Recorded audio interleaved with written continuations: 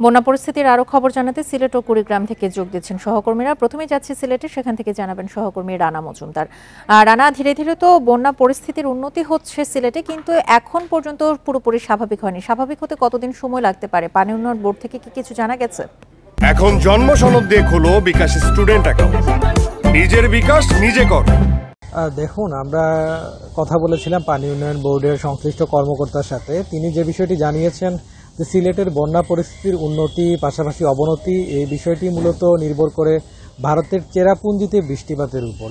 তো তিনি যে বিষয়টি আমাদেরকে জানিয়েছেন যে ভারতের চেরাপুঞ্জিতে ইদানিং কিন্তু বৃষ্টিপাত অনেকটাই কম হচ্ছে তুলনামূলকভাবে। সেই কারণে সিলেটের যে নদ নদীর পানি সেটি কিন্তু এখন আর বৃদ্ধি পাচ্ছে না। এবং তিনি সর্বশেষ যে তথ্যটি আমাদেরকে জানিয়েছেন সেটি হলো সুরমা নদীর পানি কানাইঘাট যে পয়েন্ট রয়েছে সেখানে কিন্তু বিপদসীমার উপর দিয়ে প্রবাহিত হচ্ছে। পাশাপাশি কুশিয়ারা নদীর পানি ফেঞ্চুগঞ্জ যে পয়েন্ট রয়েছে সেখানে কিন্তু বিপদসীমার উপর দিয়ে প্রবাহিত হচ্ছে। অর্থাৎ সুরমা এবং কুশিয়ারা যে দুটি পয়েন্টে বিপদসীমার উপর দিয়ে প্রবাহিত হচ্ছে সেই নদী অববাহিকায় কিন্তু আসলে বেশ কিছু সংখ্যক মানুষ তারা পানিবন্দী অবস্থায় রয়েছেন। এবং জেলা প্রশাসন থেকে যে তথ্যটি আমরা পেয়েছি সেটি হলো সিলেটের 13টি উপজেলায় এখন পর্যন্ত 5 লাখেরও বেশি মানুষ কিন্তু পানিবন্দী অবস্থায় রয়েছেন। তবে পানি উন্নয়ন বোর্ড যেই স্বস্তির খবরটি জানিয়েছে যে যেহেতু চেরাপুঞ্জিতে বৃষ্টিপাতের পরিমাণ কম হচ্ছে, পাশাপাশি পাহাড়ি ঢল কিন্তু এখন কমে আসছে, এছাড়াও কিন্তু ভারী বৃষ্টিপাতও হচ্ছে না সিলেটে। তো এই পরিস্থিতি বিবেচনায় তিনি আমাদেরকে যে বিষয়টি জানিয়েছেন যে সিলেটের যে বন্যার পানি সেটি কিন্তু এখন কমছে, তবে পানি কমার যে গতি সেটি তারা বলছেন যে একটু ধীর গতিতে কমছে। এবং এই ধীর গতিতে পানি কমার কারণে কিন্তু এখনও অনেক সংখ্যক মানুষ পানিবন্দী অবস্থায় রয়েছেন।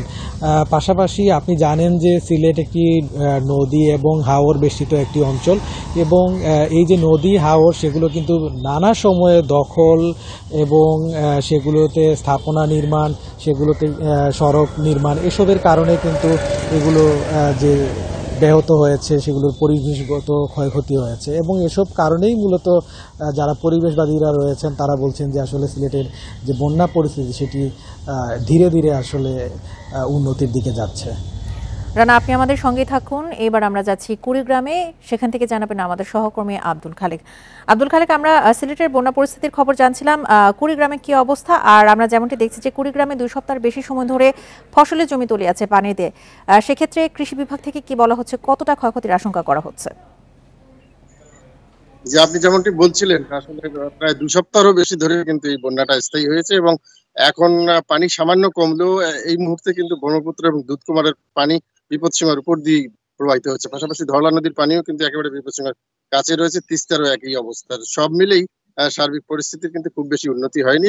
এবং চরাঞ্চল এবং যে নদী তীরবর্তী যে নিচু এলাকা সেগুলো এখনো পানিবন্দী এবং জলমগ্ন অবস্থায় রয়েছে। পানিবন্দী রয়েছে প্রায় 1 লক্ষেরও বেশি মানুষ, এবং এদের বেশিরভাগই এখন বন্যা নিয়ন্ত্রণ বাদে এবং স্কুল সহ বিভিন্ন উঁচু স্থানে গবাদি পশু নিয়ে আশ্রয় নিয়েছে। এবং নিচু এলাকার ঘর বাড়িগুলো থেকে কিন্তু এখনো 3 থেকে 4 ফিট পানিতে তলিয়ে আছে। এবং টয়লেট সহ যে নলকূপ সহ যে তাদের যে গুরুত্বপূর্ণ যে বিষয়গুলো সেগুলো কিন্তু খুব ঝুঁকির মধ্যে রয়েছে এবং সমস্যা সংকুল অবস্থায় তারা দিন পার করছেন। এবং তারা বলছেন যে এত দিন ধরে পানি দীর্ঘ সময় ধরে স্থায়ী থাকবে এটা কিন্তু তারা ভাবেননি।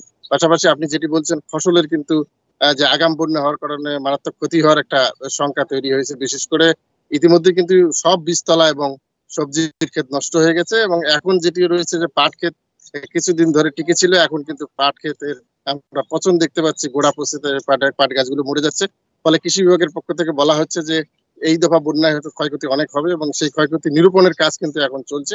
এবং তারা কৃষকদেরকে পরামর্শ দিচ্ছেন যে পানি একটু নেমে গেলে ভাসমান বীজতলা বা উঁচু স্থানে তারা আবার নতুন করে বীজতলা তৈরির কথা বলছেন। এবং কখনো সরকার যদি প্রণোদনা সুবিধা দেয় সেক্ষেত্রে তারা কৃষকদেরকে সেই সুবিধা দিবেন বলে তারা মনে করছেন।